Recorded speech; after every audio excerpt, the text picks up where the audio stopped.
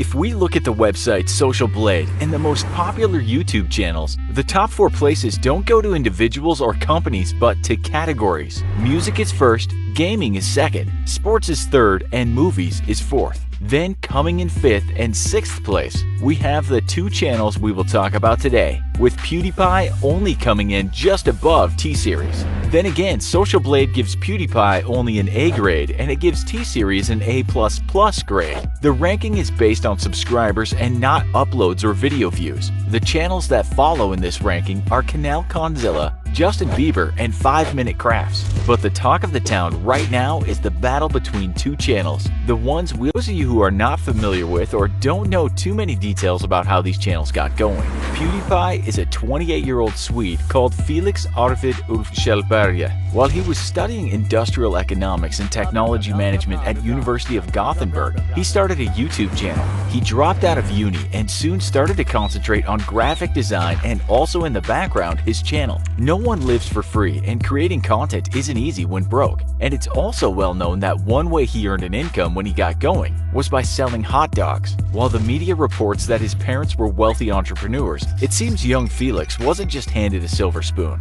Not only was he selling hot dogs, but he also told the media his boss made him sell almost raw hot dogs as cooking them cost too much money. He said his main love back then was photoshopping girls. He almost landed an apprenticeship working with what he called the best advertising agency in Scandinavia. Maybe it's a good thing he didn't get it. Felix's first channel was actually named Pewdie, and he registered it on December 19, 2006. He forgot his password, and so on April 29, 2010, he started another channel called PewDiePie. We're told that the first video he posted that you can still watch is him playing Minecraft. There's no face cam for this video. It wasn't until February 17, 2011 that he did his first video showing his face. At this point, he had a whopping 2,500 subscribers, and he had uploaded 100 videos. Later in the year, it said he realized that just playing games wasn't going to cut it, and he believed that his personality had to shine through. He was right, of course, and on July 10, 2012, he hit the 1 million subscriber mark. He announced this in one video, seemingly overjoyed, exclaiming, "We freaking did it," while he plays with his pet pug.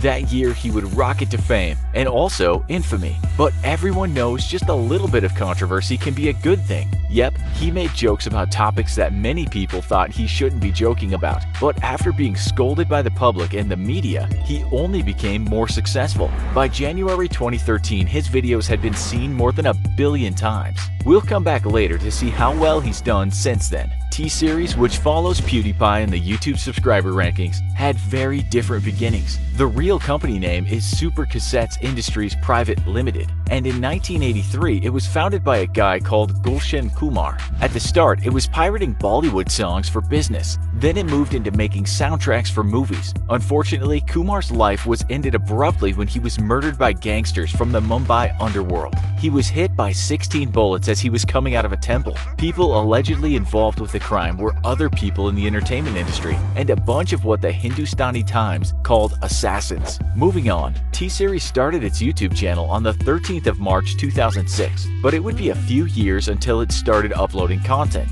The content was mostly music videos and trailers for movies. We should add that T-Series is what is called a multi-channel network, meaning it owns a bunch more channels. How did T-Series get so big so quickly? The answer is quite simple. Its popularity grew in line with India's fast-growing number of internet users. India is the second largest online population in the world, at about 500 million users. Experts say that while this is a huge number, India doesn't have that many YouTube creators. So with little choice, where do many Indians go to watch their content? You guessed it, they go to T-Series. So after giving you these short introductions, you can understand that it would be hard to compare the channels in terms of content. While they both strive to entertain, you could say that they are chalk and cheese artistically. But we can look at their popularity and how that popularity has paid off. As you know, PewDiePie has the most subscribers. The number is just above 67.2 million at time of writing. In a month, you can expect these to be about another 800,000 subs added to that. T-Series has just over 66.8 million subscribers at the time of writing. But here's the kicker. In another month, you can expect the channel to have perhaps another 3.5 million subs. What that means is by the time you watch this show, unless PewDiePie experiences some kind of miracle, T-Series should have done on the overtake. As for video views daily, T-Series gets anywhere from 70 to 90 million views as we write this, so let's call the average 80 million. PewDiePie's video views per day are all over the place, but lately the number has been around 5 to 8 million views a day. That's why T-Series gets that A++ grade we talked about earlier in the show. But how does this translate to money? Which is no doubt the main motivation why these two channels get out of bed in the morning. Social Blade gives an estimated yearly earnings, but the minimum and maximum amount is vastly different. That's because advertising revenue is complicated. Let's just cheat here a little and see what others say about the earnings of these channels.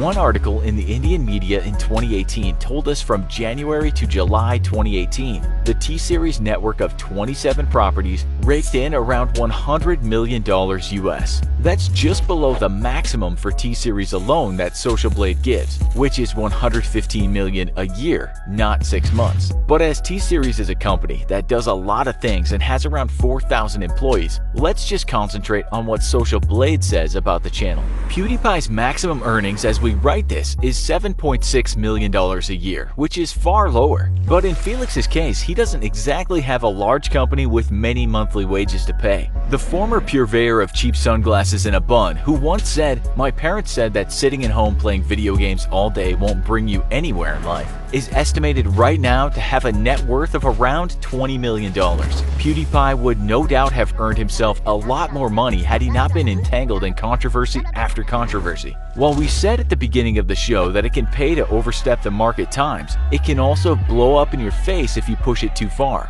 In terms of advertising revenue, this can be anathema, and Forbes wrote in 2017 that there is no doubt he would have been much richer had he held his tongue at times. On the other hand, you could argue this irreverence to political correctness has been what charged his campaign. Yes, his channel is wholly disliked by many people not young or born into what's called Generation C. Yes, he is torn to shreds on Twitter and Reddit on a regular basis, but obviously someone likes him. His detractors just seem to be more outspoken than his devotees.